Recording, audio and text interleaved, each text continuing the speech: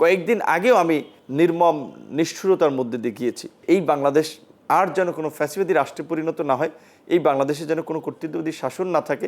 আমার মতে এটা বাংলাদেশের ইতিহাসের মধ্যে সবচেয়ে একটা ভাইব্রেন্ট কনস্ট্রাকটিভ পার্লামেন্ট হবে, যেখানে বিতর্ক হবে, যুক্তি সহকারে তর্ক হবে, যুক্তি সহকারে মেধার ভিত্তিতে, এবং এখানে দেশের পুনর্গঠন, দেশের মানুষের প্রকৃত অর্থেই ভালো মন্দ নিয়ে আলাপ আলোচনা হবে। কারণ এখন যারা এই নির্বাচনের মধ্যে দিয়ে জনপ্রতিনিধি হয়েছে, তাদের মধ্যে আগে থেকে একটা কমন বোঝাপড়া আছে দেশের পুনর্গঠন, দেশের মানুষের অধিকার এবং বাংলাদেশকে একটা গণতান্ত্রিক রাষ্ট্র হিসেবে গড়ে তোলার জন্য। কারণ একটা গণতান্ত্রিক রাষ্ট্র বাংলাদেশ না হওয়ার ফলেই আমরা গত 16 বছর সাফারার ছিলাম। আমি ডাকসুর ভিপি হয়েছি, এখন এই জায়গায় আছি। কয়েকদিন আগেও আমি একটা নির্মম নিষ্ঠুরতার মধ্যে দিয়ে গিয়েছি। অসংখ্যবার হামলার শিকার হয়েছি, আমার সহকর্মীরা হামলার শিকার হয়েছে, রক্তাক্ত হয়েছে।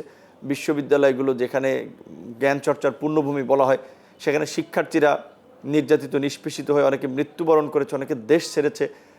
রাজনীতি যেটা একটা সম্মানের বিষয় ছিল, যে মানুষের জন্য কাজ করার, ভিন্ন মতের রাজনীতি করতে গিয়ে অনেক মানুষ গুমের শিকার হয়েছে, খুনের শিকার হয়েছে। তো ওই ধরনের অন্ধকার যেন বাংলাদেশে ভবিষ্যতে না নেমে আসে, সেজন্য সবাই মিলে আমরা একসাথে কাজ করব। এটা আমাদের কিন্তু এই নতুন সংসদের একটা কমিটমেন্ট। আমরা যে জুলাই গণ অভ্যুত্থানের ফলে আজকের একটা নতুন পরিবর্তিত পরিস্থিতিতে দাঁড়িয়ে আছি, সেটার একটা কমিটমেন্ট আছে যে এই বাংলাদেশ আর যেন কোনো ফ্যাসিবাদী রাষ্ট্রে পরিণত না হয়, এই বাংলাদেশে যেন কোনো কর্তৃত্ববাদী শাসন না থাকে, বাংলাদেশের একটা গণতান্ত্রিক শাসন, মানুষের কল্যাণ, নাগরিক মর্যাদা এবং অধিকার থাকে, সেই বাংলাদেশ আমরা নিশ্চিত করব। এবং সেই বাংলাদেশ নিশ্চিত করার জন্যই কিন্তু সংবিধান, আইন, বিধিবিধানের সংশোধন, বিভিন্ন বিষয় নিয়েই পার্লামেন্টে আলোচনা হবে। এবং এখানে একটা বহু মাত্রার আমি মনে করি যে সংসদ এখানে আছে।